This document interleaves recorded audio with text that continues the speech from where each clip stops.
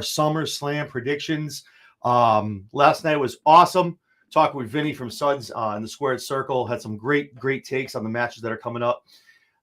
So tonight, obviously, it's a big card. It's a big to-do. We're live right now on TikTok. We're also live on Twitter. Also over on YouTube as well. So obviously, big card, big PLE feel. Not something I want to do on my own. So I'm going to bring in a fellow Driver to the Top member, very, very good friend.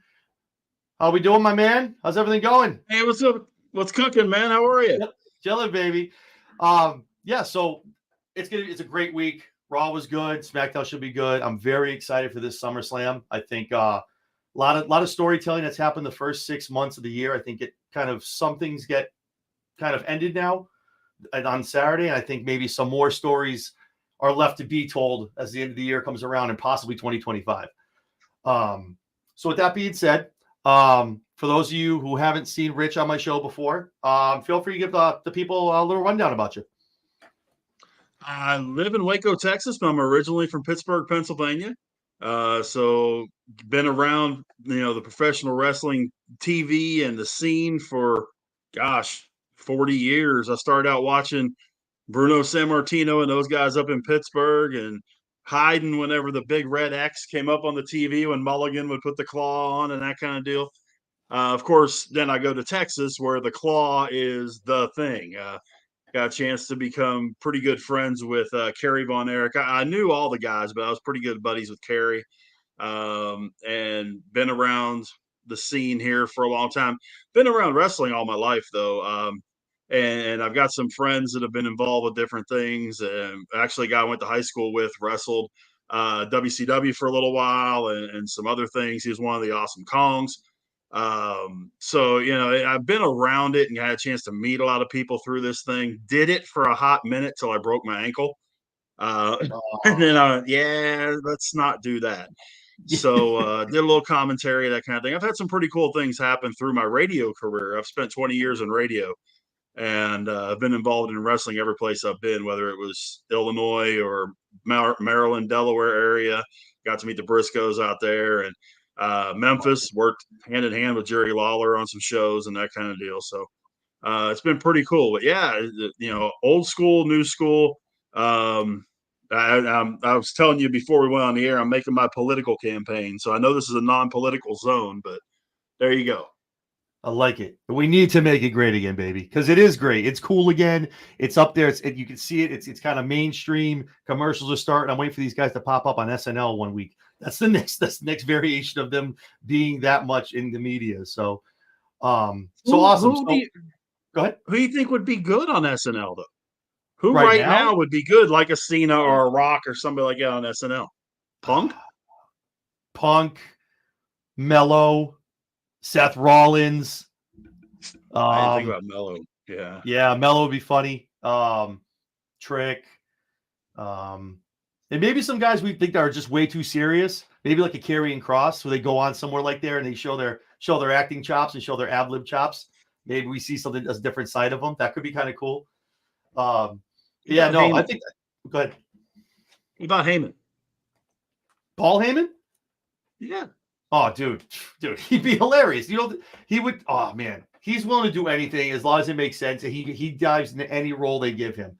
He would probably want to do everything. They'd have to make the show extra long for him to be on it. There'd be no skit that would be unwanted. He'd want to do everything. Yeah. But awesome. Yeah. So speaking of a lot of media, speaking of wrestling being great again and being cool again, big PLE this Saturday, SummerSlam. Biggest part of the summer, as it's been called for a long time. As I said, some rematches, a lot of stories that might be coming to an end, but also a lot of loose ends that might not be tied up going into August, September, November, December. So let's just start at the bottom. Not that there is a bottom. We'll have a floor. Let's start somewhere and kind of go up from there because all these matches are pretty much title matches. So let's just start. All right, we'll just start with Braun Breaker, Sami Zayn for the IC title, Intercontinental Championship.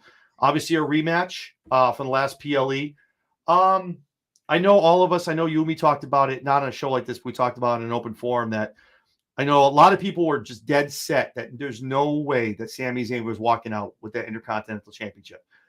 Being the underdog of the underground, obviously, he got through. He won. I think it could have been something where he maybe had a couple more finishers and kind of made it a little more tougher to beat Braun Breaker. But I think this time around, giving this a rematch, I don't see Braun Breaker not winning. I think the first match kind of humbled Breaker, kind of seeing, okay, maybe he's not as easy as I thought it would be. This isn't going to be an easy test, but knowing he has to put in a little bit extra to take down Sami. So I have Braun walking away with the belt. What do you think? I do too.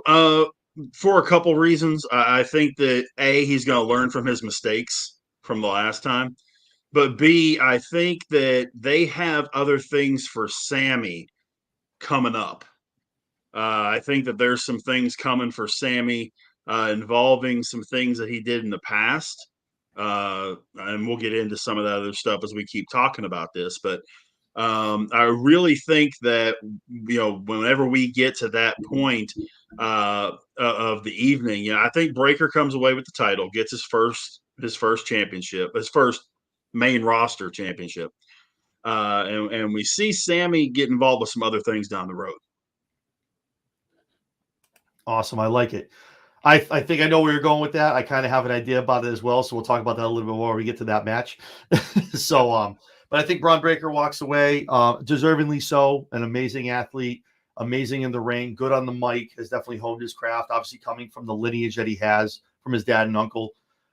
So I think he's going to be a great champion. And after Gunther, I think he's definitely someone that's going to hold that belt for a little while and, give it some meaning and make it a not easy win. If you get out of his claws, it's going to be a meaningful win for whoever gets that belt off of him.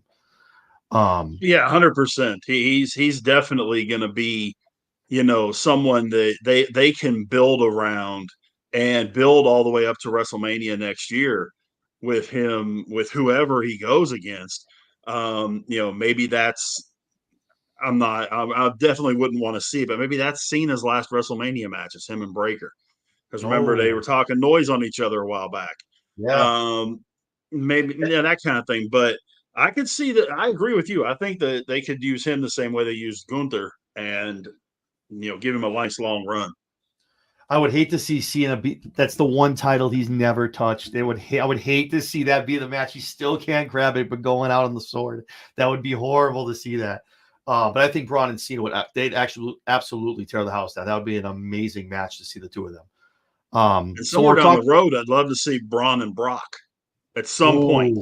Yes. I'd love to see Braun and Brock. Yes, absolutely. If Brock Lesnar makes a comeback and those two horses are going, got to reinforce the ring, man. Those guys are going to rock each other around. It'd be Brock and Sock and robots. It'd be awesome. Yep. So speaking of mid-card titles, we're on Raw. Let's jump over to SmackDown. Logan Paul, the U.S. champion, taking on LA Knight for the United States Championship. I think it's time. I've said it a lot. I've died on the sword. I've been wrong a lot. I think a lot of other people as well. I think this is the time LA Knight finally gets the big one, finally tastes some WWE gold, deservingly so. Again, not only the journey in WWE from NXT, becoming the manager, kind of betting on himself and becoming like a grassroots success with the fans and getting himself over and showing everybody, hey, I'm undeniable now. You guys see what they're doing. You got to pay attention to me. But also the roads that he did in doing car commercials, TNA, NWA, wherever he was, just paying his dues to this point. I think this is deservingly so for him to get this win. Logan Paul, I think, is an amazing wrestler. He's one of the few people that's come into the business who didn't start here, learned the craft, made it make sense for him, knew that he had to get it right and not just go in there all willy-nilly and jumping around. And now, not a lot of botches on his matches. So that's awesome to see. Him and Bad Bunny are two guys that have done it really, really well in the ring. So with that being said, I think LA Knight comes away with the 1-2-3, walks away with the belt, walking out of SummerSlam. How say you? I hate to go two in a row with you, but I see LA Knight winning this thing. And you bring it up with Logan Paul. He also looks the part. He doesn't look. I mean, Bad Bunny didn't even really look the part. But like a David Arquette or a Karl Malone or some of that, they don't look wrestler. Logan Paul has that look. Yeah. But Logan Paul, I mean, you can tell he puts the work in the gym, all that stuff. He really has focused on that and being something like Pat McAfee, who is, McAfee doesn't do it as often, but, Logan Paul really put himself into it. I think if LA Knight doesn't win on Saturday, it kills LA Knight's persona. Because at some point, the fans are going to go, why are we so far behind this guy when all he does is lose? He loses when it counts. Why are we even staying behind this guy? Why, yeah, it's cool. He's got his little catchphrase with the L. It was the same thing as Eli Drake when he was in TNA. Yep. But I think that whenever you look at this particular match, if he doesn't win, the pressure is on him. If he doesn't win, I think that he goes straight down the slide. And I'm not saying he becomes a schlub or anything, but I don't see him having any sort of massive role in the near future. Yeah, and it's one of those things where obviously he organically got over, made a name for himself. Merchandise wise, he's gone to the top. He's been number 1, 2, and 3.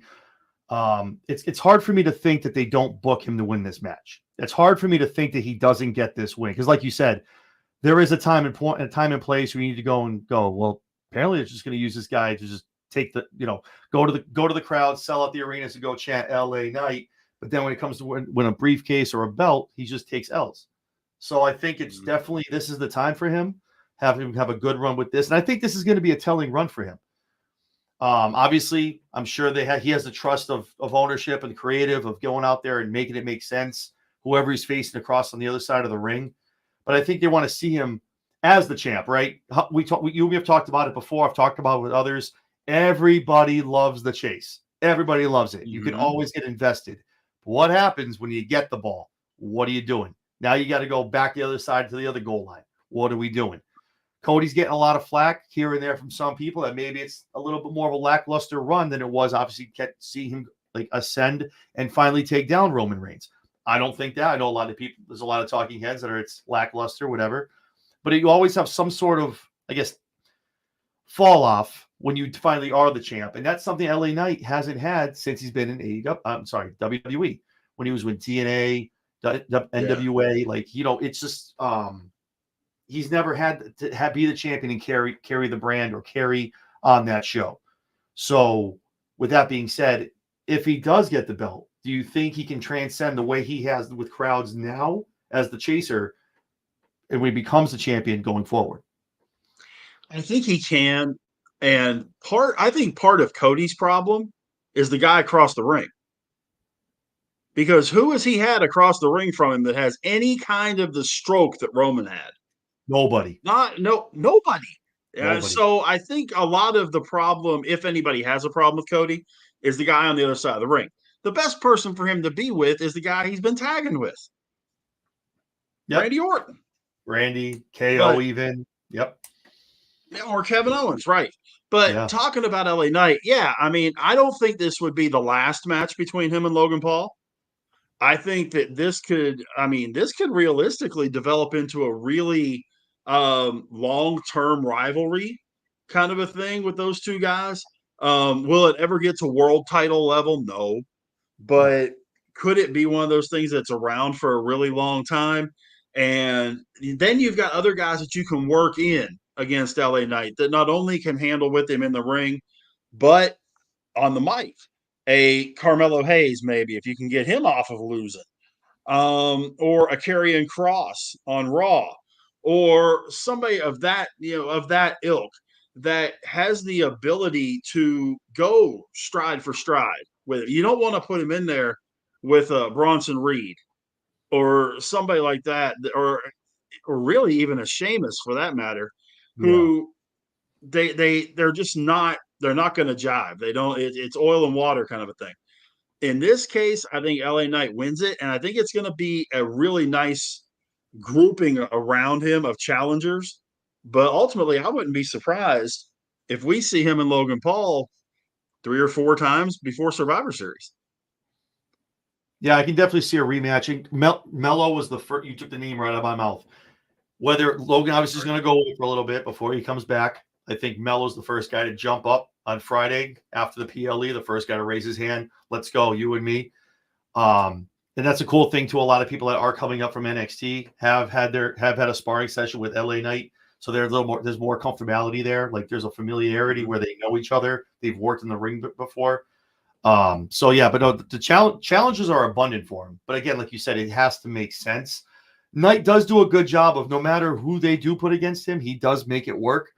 If you watch he's had a couple matches against a couple people, and you can see he's already one of those guys. That's a lot of people forget. He hasn't had a long WWE run, but he is a great veteran in the ring. Yeah. And you can see him already kind of running the match, calling things with guys, like kind of carrying the other guy if they're not exactly carrying their weight. But I think him being champion would be great. Obviously, viewers are going to go through seeing him be a champion. I think it'd be a good run. Possibly probably hold it maybe to Mania, maybe have a Mania. Maybe that is like big Mania like moment right there to have that defense where he loses it or defends it either way. Yeah. But maybe he holds it all the way to Mania. Then if the draft comes and like you said, maybe we take him. Okay, he did go with the belt. He can do that. Let's put him over on Raw now. Let's see what we can do over here. Them being on Netflix, maybe he's got the mouth for Netflix at that point. Seeing him with a mic without having to worry about it. And again, I've said it too. Like Netflix, I'm not looking for AEW style here. Nothing against AEW, but I'm not looking for like F this, F that, whatever. But when you're able to kind of say one or two things and kind of make it make sense in the promo, just for that that explanation point, that's what I like about it. And they're kind of already doing that on Raw anyway. So, but I agree. I think it'd be a good one for him. Yeah, go ahead. And you gotta take the kids into consideration too. Like you were saying, you're not going to be, it's not going to be every third word is fire truck and all, right? Rhymes with fire truck and all that kind of stuff. Yep. You still got to take into consideration the kids. You don't want to go ECW, but you do want to go to the edge of ECW. But and let's think about it for a second. Who's still behind the scenes with all of this? The guy that knows how to push the envelope better than anybody else in the history of wrestling, Mr. Heyman. All Heyman, baby. The wise man.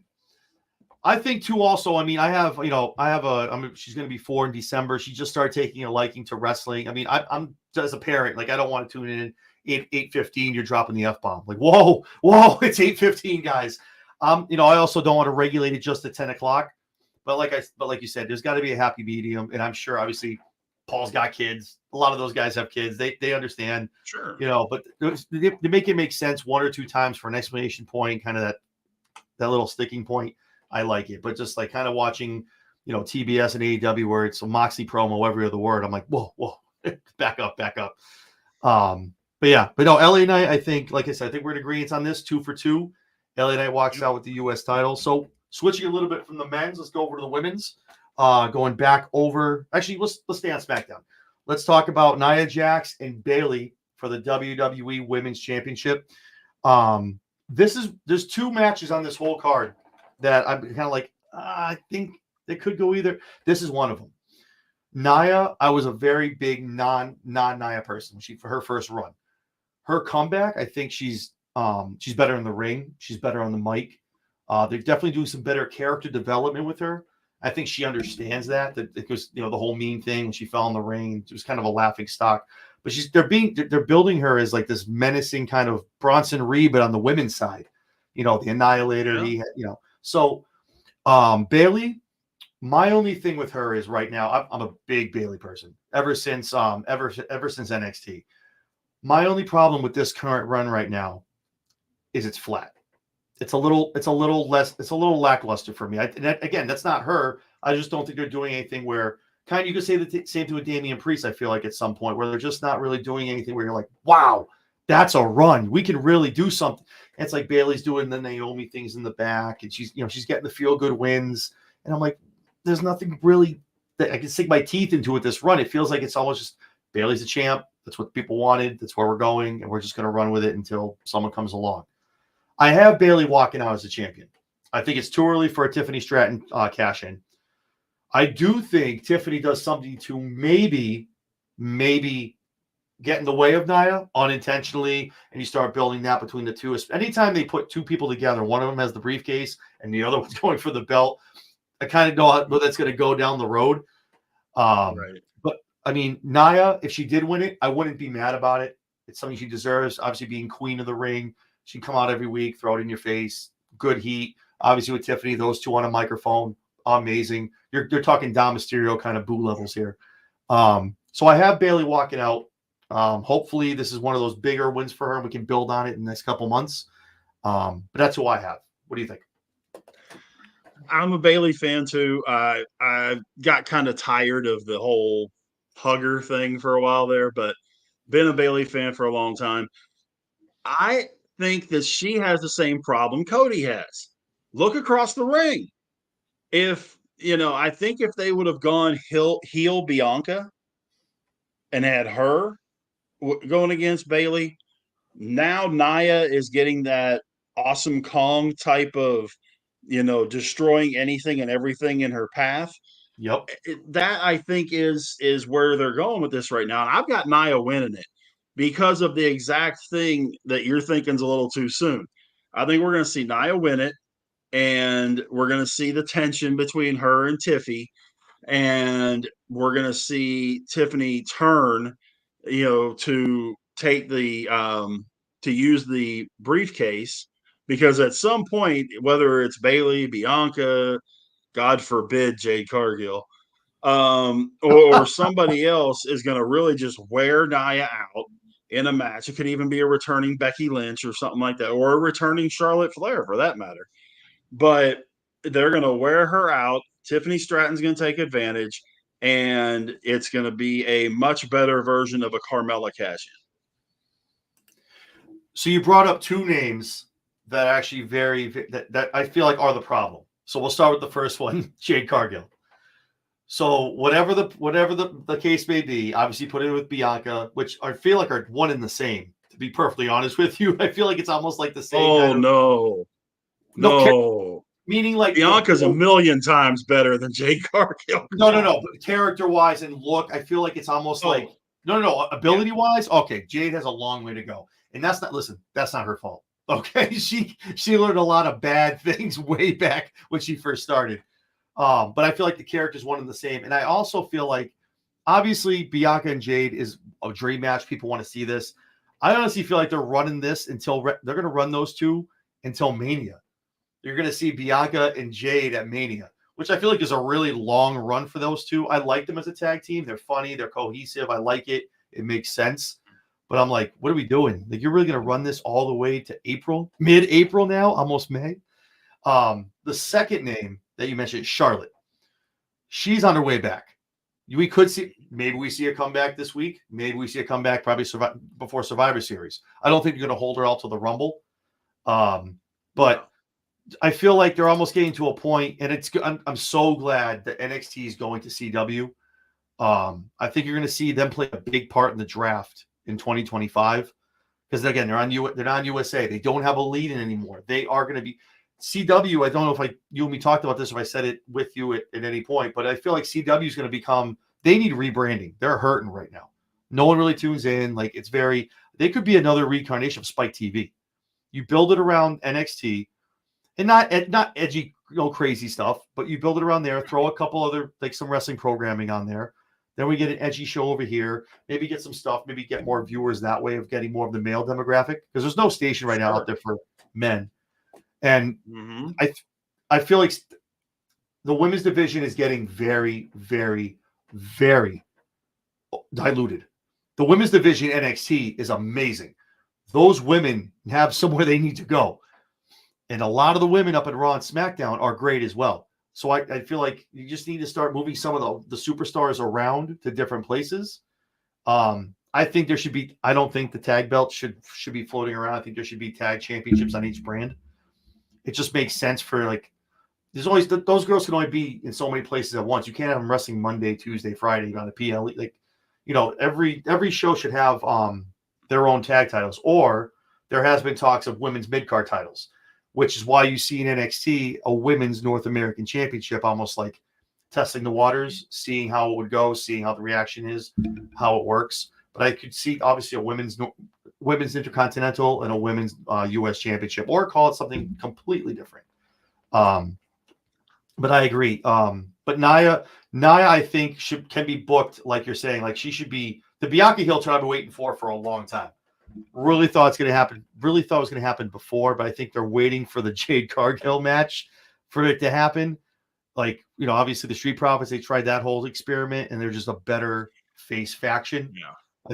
I'm sure there was some internal discussion, like, do we turn her heel? Like, what happens if it falls flat? I think they're scared to turn her heel. What if the people are like, boo, just like they did with the Street Profits? Like, we're supposed to boo them now? I thought they were like, they were like top faces. But I agree. I think with Charlotte coming back, I think you hit the nail on the head. Nia needs to be booked as like a just an annihilator, to use that term from her finisher. I think she has the ability with the size, the build, and just the attitude to just really crush anything in her way. And that's the other thing too. I talked about last night. If it is Tiffy and it ends up being Nia, remember the days of Big Show losing to Rey Mysterio back in the day when it was, Tiffy, I don't think can really take down Nia Jax. I think it would be something where she's with Nia for the run, does something where Nia loses the match, and then capitalizes on whoever won that match, because Nia's going to drop 2 or 3 times on him. But I can't believably think that. And again, I love Tiffy. I love Tiffany Stratton. But for someone like Nia, how they've built her up to kind of, unless there's some major, like Bayley beats the heck out of her, and she's just laying there, in a pool, and then she can pin her. But yeah, I think Bayley walks away. But again, it could be Tiffy time, but I think it'd just be a little too soon. Well, I was just looking. Tiffany Stratton is 5'7", and she's got to be probably 140, 150, give or take.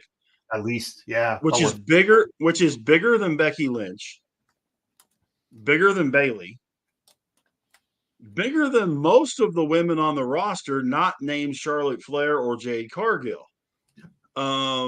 Because Jade Cargill is like 5'8", 5'9". Yep. And I got something about that part of it too, but I think that if there is a normal sized female that can do the transition of beating Nia, it probably is Tiffany Stratton. But I would rather see the Jade and Bianca thing go differently. We saw one of the things that we did see in AEW. Jade Cargill can be a heel and be a very good heel and tell you to go straight to hell and thank her for it. Agreed. I think that if they do it backwards, I think we're going to see we made Roman face and we didn't want him to be, and we're going to completely crap on the whole thing. And I think we're going to see that with Jade if they turn her face and flip Bianca. I think they need to go the other way, keep Bianca face, and make Jade that I don't care, I'll rip your lungs out and dance on your heart like she was in AEW. And she, even if she has to get a mouthpiece, it has to be better than Mark Sterling. Come on. But or Stokely Hathaway.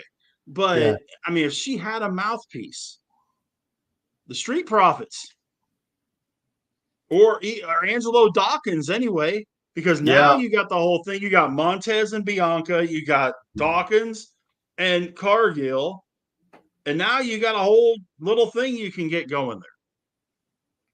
I didn't even think about that. That's awesome. And she was an amazing heel at AEW, man. Like she was great down there, regardless of who was wrestle a lick. But she was a hell of a heel, but she couldn't wrestle a lick.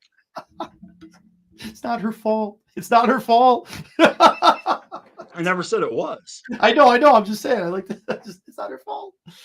But yeah, no, that's awesome. That's great. I didn't even think about looking at it like that. I didn't even think about having her revert back to the heel days. And she was, like I said, amazing in AEW with the work she was doing down there with that, with her record run as a TBS champion. So staying with the women, let's jump over to Raw. One of the biggest storylines right now of 2024 going over on Monday nights, besides the Wyatt Six, Rhea Ripley, Liv Morgan, World Women's Champion. I feel like there's so much juice to this storyline. Like a lot of people are just, Rhea's going to win. No, there's no way, shape, or form. There's so much juice to this match. And I say that, I think there's a lot of different ways it could go. I think there's a lot of main players in this. Like you have Finn, you have Dom, who else, who else could get an interfere from the Judgment Day that comes down to help, maybe cost somebody a match. I just think it's too soon for Rhea to come back and just claim the championship. I love Rhea. I love Liv. They've done amazing work with this, except for that whole, I don't know if you saw it on Monday night, Liv trying to cry on national television. That was probably, I've seen better work at soap operas, man. It was rough to watch. I just think there's a lot of juice in this rivalry, and doing it and having Rhea get that belt back right now. You lose out on a couple opportunities to have maybe 1 or 2 matches down the road. Do we involve Dom? Do we have Dom as a special guest referee? The one thing I don't want to see anymore is Dom needs to pick a side.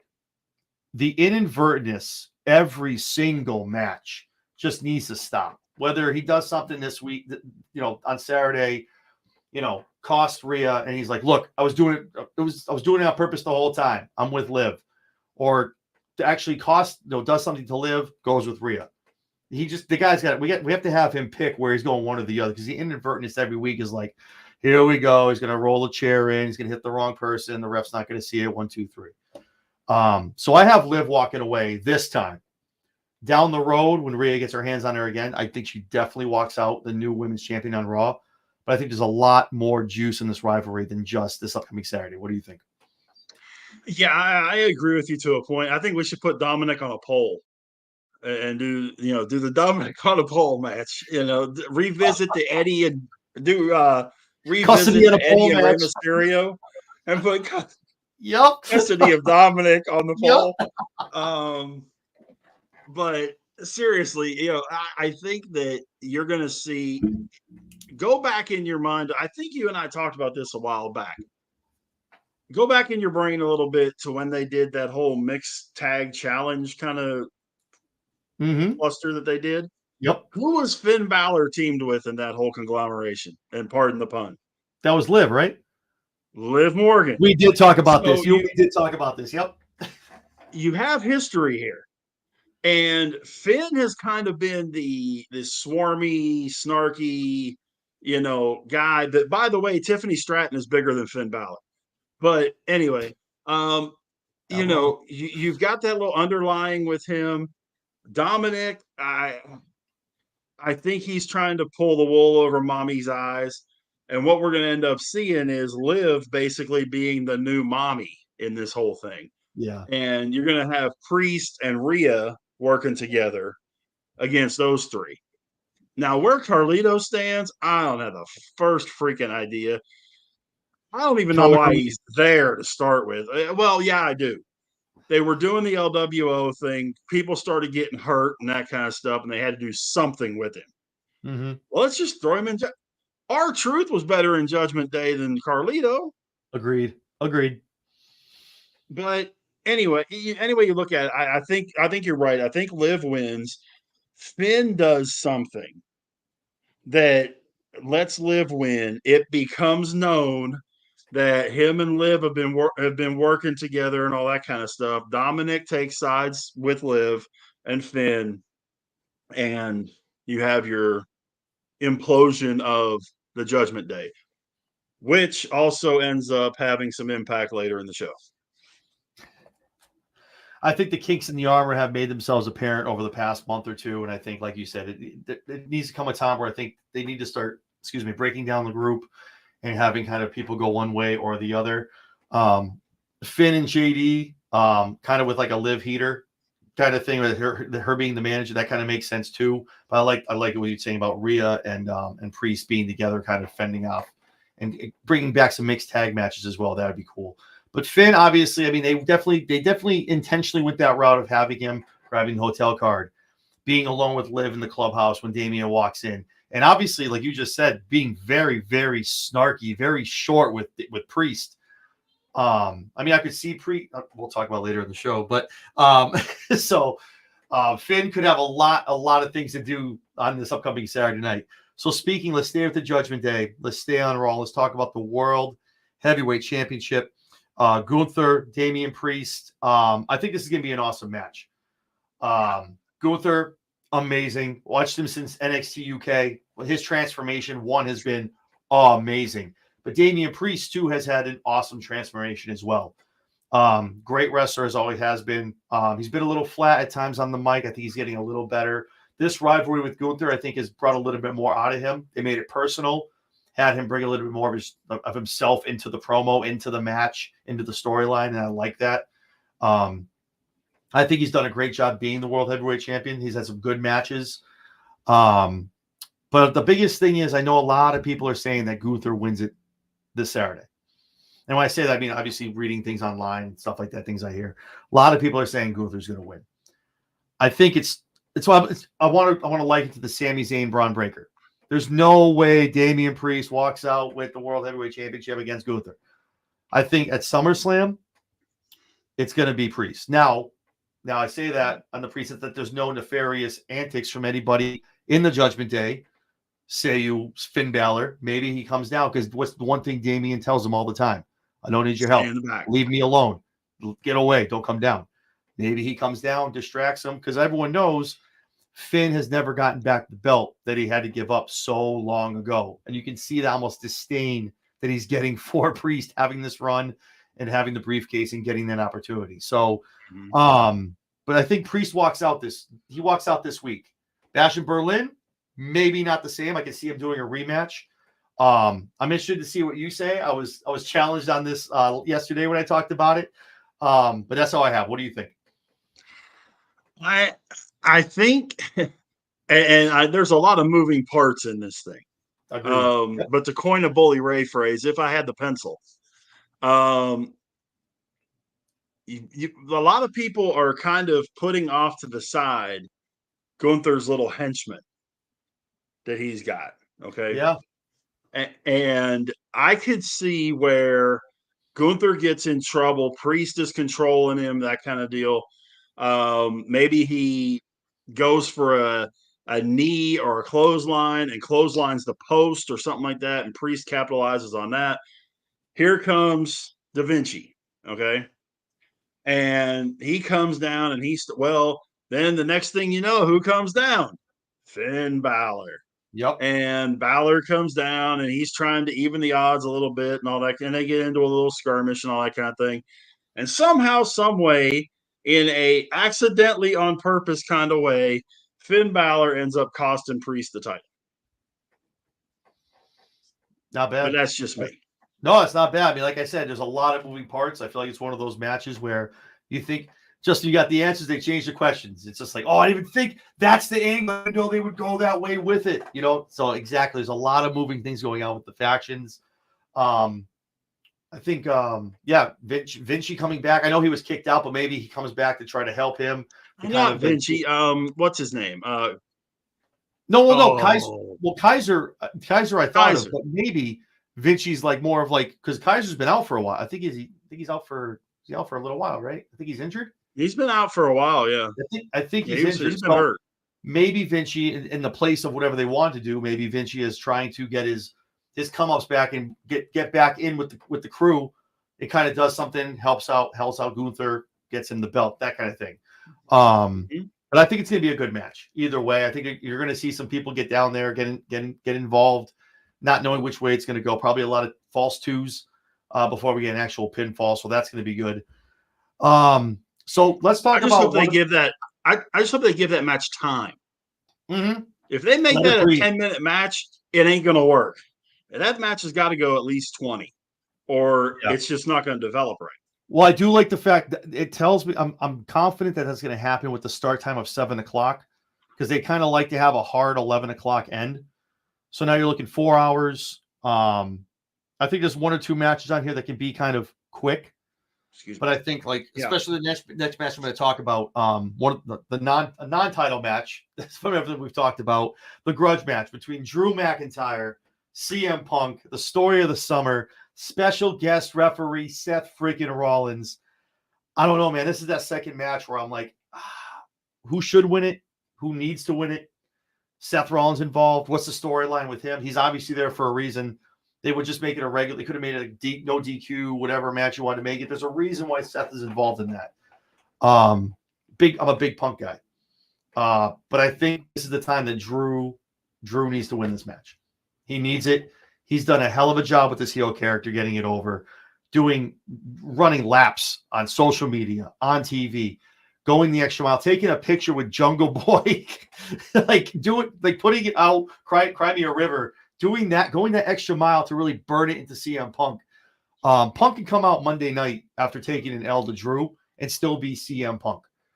There's only so much we can take of Drew crying, complaining, being upset, and just being the martyr every single week. Eventually, he's got to get over. He's got to get over. And I think Saturday is the time that Drew McIntyre finally kind of doesn't cure all the demons, but kind of puts a finality of somewhat to that rivalry so we can kind of move on from the other two. Again, looking at the time frame, we're going to the end of the year. Royal Rumble's coming up in another 5 months. We need to kind of break these two away from each other, get them in different areas. Is it done? They'll see each other in the Rumble, I'm sure. Wherever they enter, you'll see them two face-to-face again. But I think this rivalry in particular with him being, I think it's been something that's been prolonged a little bit with obviously Punk getting hurt. Who knows what it would look like if Punk never had to go out with an injury. So obviously they've had to kind of run it a little longer than I think they wanted to. But I think Drew McIntyre gets a win here. I don't think it's clean in the least. What do you think? No. I think McIntyre wins too, and this kind of continues the ball rolling throughout the show because you're going to have Priest against Finn, and I think you're even going to see some matches with Priest and Rhea against JD Funko and Finn Balor. You listen to Cornette too, but you're going to see some of that kind of stuff. So you have McIntyre get the win here and start going against Gunther. Because if you really look at the crowd reaction, Gunther gets a heck of a reaction from the crowd. He does. And you could have him in that elevated role going against McIntyre, and he's gotten really good on the mic that he could go back to that same thing of, Drew, would you please quit crying, da-da-da-da-da-da-da. And those two guys would have some really good matches for that World Heavyweight title. Then, of course, you're going to have Seth and Punk trying to rip each other's lungs out. And by the way, is Seth going to wear the Seinfeld puffy shirt? No, I think they give him a regular ref shirt, man. There's no way. Oh, I saw Seinfeld referee shirt. Come on. I got in. I was finishing up last night doing a live with Vinny. I'm talking about SummerSlam. So I got in 8:07, 8:08. I jumped. I turned on Raw. And I'm like, what? Come on, man. Really? Come on, man. I appreciate it. I know what he's trying to do, but I'm like, I don't think this was the time or place for that. I think you're taking a very serious rivalry here. Again, though, it is Seth Rollins. He dresses like this all the time. So you know what I mean? But definitely should just come up with regular shirt. I think this match here is going to have impacts on three different things. And I think it's going to have an impact on the Judgment Day breakup type deal. It's also going to have an impact on the world title because you're going to have Drew and Gunther going after each other. And you're going to have Punk and Rollins, who have been at each other's throats anyway. But now it's going to be a case where, Rollins costs Punk or a fast count or whatever it is, that McIntyre ends up beating Punk, and then you have Punk and Rollins, and you go from there. Yeah. And the cool thing is, too, before we talk about the last match, like I've said it before, I mean, you and me have said it, when you can't predict the outcomes, that's when it's getting good. So the fact that we have so many avenues, so many different ways to get to the ending of where we want to go, the fact that it's not clear cut, hey, I just went 7-0 and watching SummerSlam, hey, I'm not good. No, it's just that predictable. It's like when you sit here and you go, that guy, and then you see what they do. And that's the cool thing about Paul being in charge of all this. He knows, being the Attitude Era guy with a lot of swerving people for years, I think there's a lot of cool stuff coming up. And I go back to what he said, going back all the way to LA Knight, the match we talked about earlier. Paul said he came out of Money in the Bank last year, where good things come to those who wait. Let us tell the story. Let us put the breadcrumbs down, lay the foundation. Let us build, and layer it. And that's when it's really good. We can look back and go, oh, I remember 4 months ago when that that thing happened. Now this is happening. So that's when it's really good and it makes sense. So I think whoever the direction it is, whatever happens with Seth, it's definitely obviously, like you said, a lot of implications, probably moving into the 2025 WrestleMania season as well, with those two coming to a head at some point. Well, and what you said really makes a ton of sense because it's gone from WWE being for the entertainment of Vincent Kennedy McMahon to Yep. being for the entertainment of the audience. And Triple H gets that. He understands that, like, when things went on in the Attitude Era or in the Ruthless Aggression era, that things happened for a reason for the next week instead of stuff just, okay, I think this is funny, let's do it, or I think, whatever. And there have been consistent, regular surprises, maybe. I don't know if they're really surprises, but uh, things that you may not have expected at different times, but they go back to something like you were saying a while previous. Mm-hmm. And that's where Hunter builds those stories up. And I think a lot of it, yes, he oversees the whole thing. But if you look at the conglomerate of people that are working on all these, with the Michael Hayes Mm-hmm. and the Paul Heymans and the Shane Helms and the Ken Dones, who, despite the fact that Kenny Dykstra was an absolute joke of a character in the Spirit Squad, the Yeah. guy knows what he's doing backstage. Agreed. And with, Hunter overseeing the whole thing, it's not a case of Hunter's doing everything, Mm-hmm. but he's overseeing everything and making sure the edges get smoothed out a little bit. And there you go. I mean, it's the last, what's it been, about a year and a half since Vince stepped down, something like that? Yeah, I think Paul's been in charge for about a year and a half now. Yep. I mean, it's a dramatic difference, and the numbers are showing. Yeah. When you start looking at viewership and PLE views and that kind of stuff, you can't say pay-per-view buys anymore because nobody buys Peacock. But the number of views and things like that, they're consistently going up. Yeah, I mean, you can tell the difference there. You really can. And one of the unsung heroes, I think, talking about creative, talking about the main roster, you can't forget about old HBK, old Shizzle down in NXT, man. He is making sure that the future is bright for years to come. What he's doing with those guys down there is just amazing. You can see just like these guys come out, whatever they're doing, whatever the gimmick is, they're 100% invested. And you know, Sean is there coaching them every step of the way. And you see someone like Tiffany, you see someone like Mello, you see Braun Breaker, you see these guys come up and they rise to the occasion. They're ready for it. I feel like back when Black and Gold was awesome before Trips had to take a little time off. When it became, Nickelodeon 2.0, you could see some of these guys get called up and it was like nobody gave a hoot. And these guys came up, they weren't ready for the moment. They weren't ready to be in that light. Whereas in NXT, like, I'm not going to lie, maybe I'm in the minority on this. I feel like some of the NXT PLEs are better than some WWE PLEs, man. Some of the matches that these kids put on are amazing. Yeah.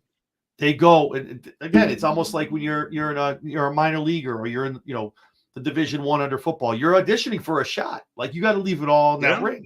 Not saying by any means anyone mails it in on the main roster, but you're kind of up there and you do your job and you understand how it works. NXT, you want to be the guy to go in the back. You get the hug from Sean, and then 3 days later, you're getting a call. Hey, Paul wants to talk to you in his office, up in Connecticut, that kind of thing. But I think Shawn Michaels has done an amazing job. And I think NXT, even from Black and Gold, what it is right now is, like I said it earlier in the year, it's going to be a third traveling brand. I think that's what the goal is, moving it to CW. The TNA partnership is not done on purpose. On accident. Joe Hendry's literally running with NXT on the road right now. He's literally showing up at every NXT show. And I love it because Joe Hendry's another made guy, a made character he got over with the theme, the look. A lot of people don't know, ex-WWE guy, Rusev Day. Yep. He rolled with Rusev. A lot of people don't know that. Yeah. But yeah, I think the future is very, very bright what they're doing in NXT. And Shawn Michaels needs to have a lot of credit with that. I just wish there was more believability in the people. And I mean that by, I wish that there were more people that were coming up or even getting a push that looked like they could whoop somebody. I get Because that. I get that. even on the women's side, Roxanne Perez couldn't whip cream. I'm sorry. No, She can't. that's my biggest You thing with know, Roxanne. I love her. I know Booker T trained, and she's very good. She's great. She's getting great on the mic in her heel role. I agree. It's so hard to believe she's going to come up and beat a Nia Jax, a Tiffany right. Stratton. Like it's very tough. A Bianca. It's very And tough. Mello, Finn Balor, McDonough, Pete Dunne. I get Pete Dunne is legit. Pete Yep. Dunne is a legit tough guy, but he's 5'8" and a buck 60. Yep. He's just there's no size. There is no possible way a guy like that would get in a ring with McIntyre or Gunther or Bronson Reed or Otis and have a snowball. But that's my only kind of issue with what they're doing right now. Braun Breaker, is he as big as Scott? No. He's what, 240, 250? Probably around. I That's think he's now okay. 245. Yeah, he's around there. Yeah. 240, 250 is okay. I mean, at his prime, when he was doing the whole Big Papa Pump thing, Scott was 275, 280. That's okay. He's Scott, WCW Scott, Steiner Brothers Scott Yep. before Big Papa Pump when he Yeah. was 240, 245 and doing stuff that nobody had seen before. You know, that's okay. Even a guy like Rollins or a guy, Punk even kind of concerns me because Punk ain't much bigger than these other guys. So I just Yeah. wish that there was more of that believability into things. I talk a lot about old school stuff, and when you looked at if you were looking at world class and you saw one of the Von Erichs walk in, or you saw Chris Adams or Iceman King Parsons, you knew those guys could take care of it. Terry Gordy, Michael Hayes, Oh wow. Buddy Yeah. Roberts wasn't that Gordy. big of a Jeez. guy. Yeah. Gordy was my guy, man. Yeah, That man. that was one of my guys. Well, But let me yeah, push back a little bit to something you said too. So I know it's an era right now in WWE where it's almost for the fans, right? I think to what we're talking about, and I'm not taking anything away from the guys that we're talking about, the big dudes, but I think there was also the mantra and what Vince wanted the guy to look like as a world heavyweight championship. And again, though, it was to what you're saying. If I'm going to watch this guy beat the heck out of all these people, he's got to be this big, 275, jacked, being able to take on all comers. I think in what you're seeing in NXT, Mello, all these guys, even Ilya, little dudes. I don't want to go Kevin Nash and calling anyone a midget. I don't want to go that far, but it's like you're seeing a smaller brand of people, but you're also getting they're ripped, they're jacked, they have very little like body fat. They can go the distance and kind of wear down, not a big show, obviously, because I don't want that kind of stuff to be happening where you're beating the 7-foot guy, but they can kind of go the distance and outlast the big guy. And that's kind of that's what commentary is there for, to sell that and do all that good stuff. right. I think that might Yeah, be you're right. something you might see Triple H go to. And Triple H, listen, Paul was a big dude. Paul was jacked. He was the man. Even the WWE, even when he had his feathered hair and he had the first world championship run on Raw when Eric bestowed it upon him. He was big, man. Especially coming back when he came back at Madison Square Garden and he faced Jericho in the main event at WrestleMania that later that year. He was a big dude, so he knows. He's still a big guy. But then you look at someone like Shawn Michaels. Not as big, cut, works out, ripped, but always able to outlast and have the one last breath. So I think between the two of those guys, figuring out in the middle, making it make sense. So I like your point, but I think also maybe they're going, Vince, if you weren't jacked, shredded, and kind of looking like you were roided out, Vince didn't even look at you as a world champion. So I think we might be going to a new era of, hey, these guys, they're not as big, but it's not just, I don't want to use the size of the dog in the fight, the size of the fight in the dog kind of thing, but it's almost like they're ripped, they're agile, they can go longer, and they're going to outlast the bigger, maybe stronger guy. Yeah, you make valid points. You do, and that's one of the cool parts about this whole thing is that there's different ways of looking at things, Mm-hmm. and it's just a different different people enjoy different parts of the game, and there's a lot of different parts of the game. It's kind of like baseball. You get some guys that really love watching great pitching, and you get some guys that all they do is they want to see long balls get hit. Yep, There's other exactly. guys that like to see, a game where there's, really strong defense and, real managerial strategy and all that. And there's other guys that just want to see the game played and the heck with it. Yep, So wrestling's the same way. There's a lot of different ways to look at it and that kind of thing. That's what makes it cool. absolutely.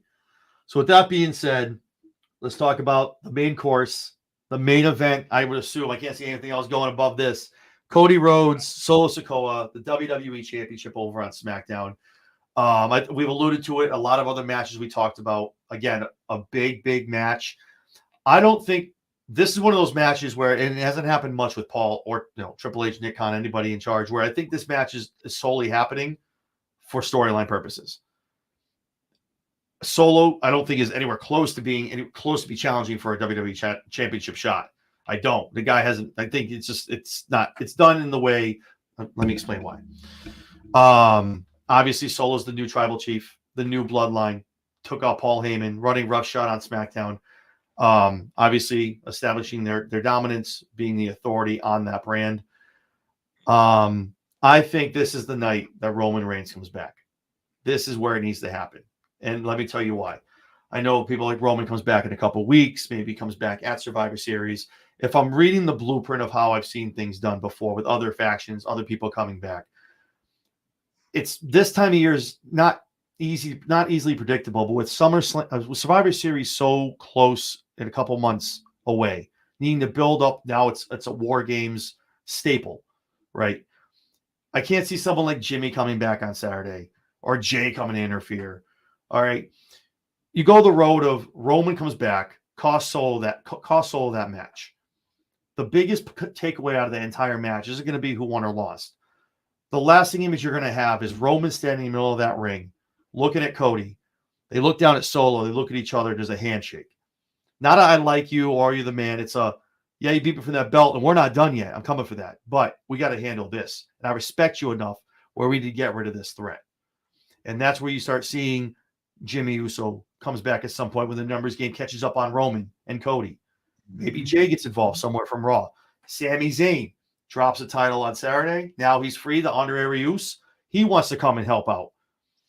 But I can't see Roman not coming back on Saturday. Is who else is going to garnish that? We can't have Jimmy come back and then Jay, and then finally Roman decides, okay, you've beaten everyone up in my family. I got to come back and help and be the established tribal chief. He needs to come back. And what's the one thing we all talked about? Actions get consequences. You've done that. You were wearing the lei. You took out my wise man. You're doing everything. You're blaspheming my name everywhere, being the tribal chief. My name's coming out of your mouth and all these vignettes and promos. Oh, you got a problem with me? Come do something about it. It's not to take it from Joe Hendry, but you say his name, he's going to appear. Now Roman's like, hey, now I'm here. Let's go. Now we go. And I think that's kind of where you start setting that's where you start seeing more parts of that quote unquote civil war we talked about. Now you see Jimmy come back with the family. Maybe Jay and Cody. That bond, he's the reason he's on Raw. Jay owes him one. I think he actually said that too. I don't know if it was him saying that to Cody or what. But he said, I owe you one. He's got to go back and help Cody on this. Maybe even Sami Zayn, Sami and Jay. But like you said, a lot of moving parts. This is another match, a lot of moving parts. But I don't think this match was made for Solo to have any kind of contention. Nothing against Solo. His time will come. He's getting better week after week. I think this was good for him character-wise on the mic, getting more in front of that camera, learning how to act as that heel and kind of working with it. But at the end of the day, Cody walks out champion, but I don't think that's the biggest part. I don't think a lot of people are tuning in to see Cody win the match. They're tuning in to see what's going to happen, who's going to interfere, and what faces we're going to see as they go off the air on Peacock. What do you think? I think you're right to a degree. I think Cody wins. I think what ends up happening is we end up seeing 2 comebacks, 3 actually, because I think you end up with Cody beats Solo clean.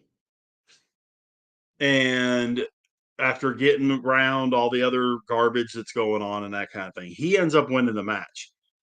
And there's celebration going on. Music stops as Cody's getting the crap stomped out of him by all four of the guys, by all four of the new bloodline. Music stops. Ladies and gentlemen, my name is Paul Heyman.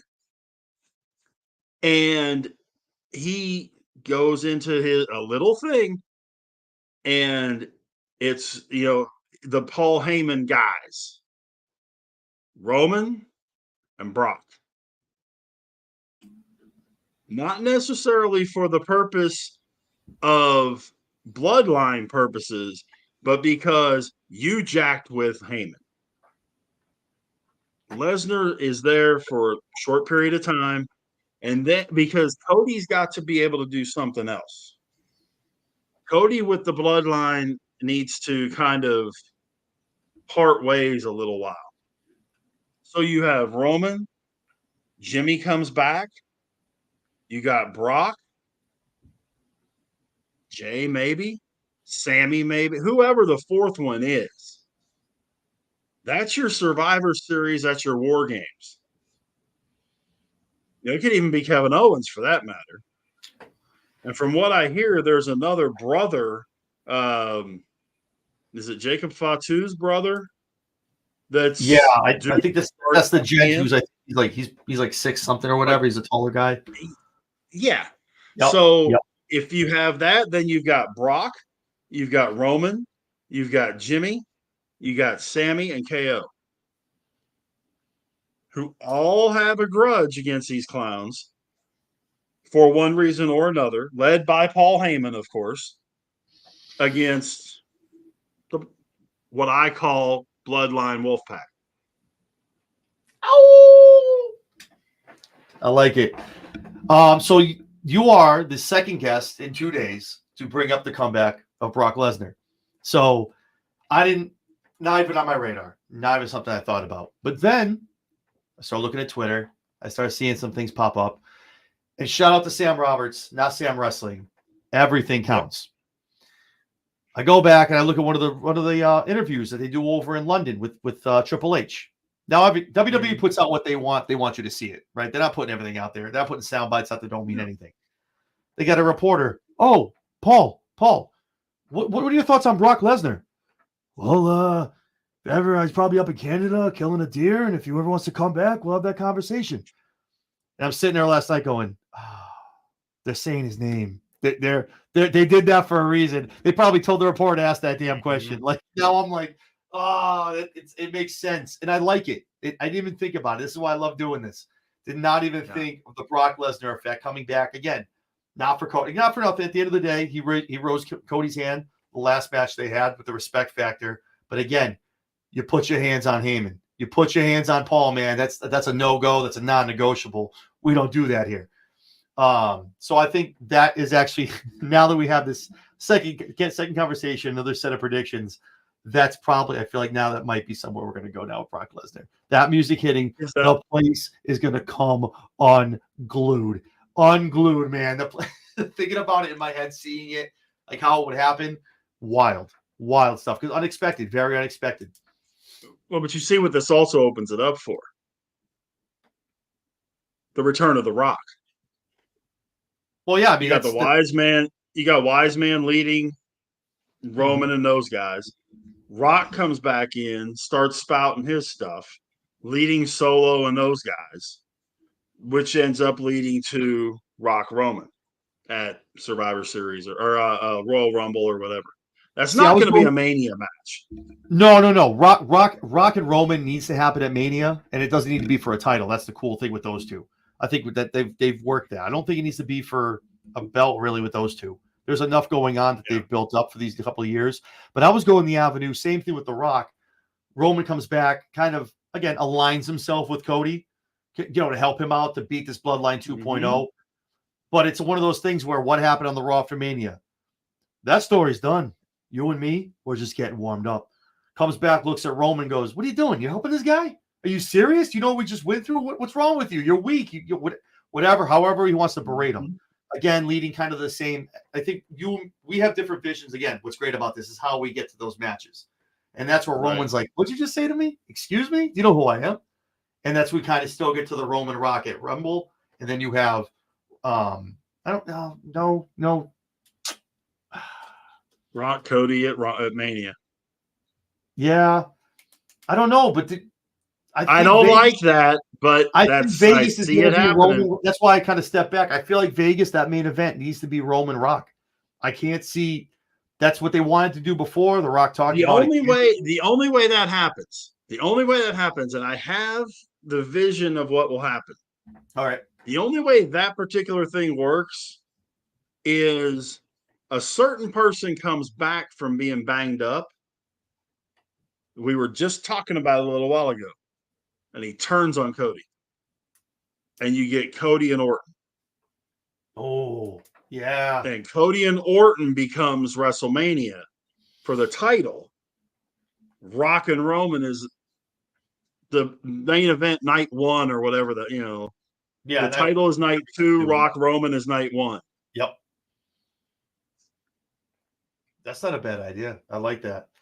I feel like, again, there's a lot of roads to get there. So I think it's going to be the next 6 to 8 months are going to be awesome. And I'm here for it, man. It's going to be great. Oh, yeah.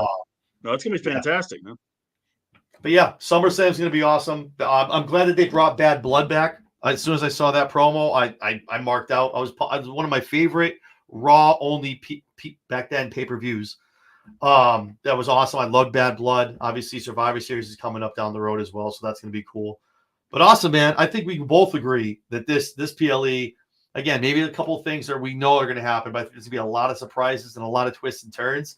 We're going to walk around tuning into the post show going, what the hell just happened? So yeah, I think so. I think you're right. Awesome. Well, thank you so much, Rich. I appreciate you. So one more time, just let everyone know where they can find you on socials if they want to follow you. Yeah, on Twitter /X, it's Go Big Go Home Pod, or on Facebook, it's my name, Rich Richardson. Talking about all kinds of different stuff, and look for man. I appreciate you having me come on and talking about SummerSlam, man. No, we do our open mic on Driving to the Top. I mean, you and me talking about wrestling as is, so I was like, we got to do a show together, at least get all this out here, just you and me. So absolutely. For those of you that have never tuned in before or haven't really seen us much, you can find me, John Anthony, on Chair Shot Sports across all platforms, Twitter, Facebook, Instagram, and on YouTube. And also, if you have a little time on Saturday nights, we also have a national show at 6 p.m. on the Live 365 app on the Block 105 and also SoCal Radio. Totally different from what we do on YouTube. Whole other thing. So, again, Rich, I appreciate you, man. Thank you so much. It's going to be awesome. And we'll definitely have to get together and talk about, see what our predictions do or don't come true this upcoming Saturday. Sounds good, man. Appreciate you. All right, brother. Have a good one. Thank you. See you later.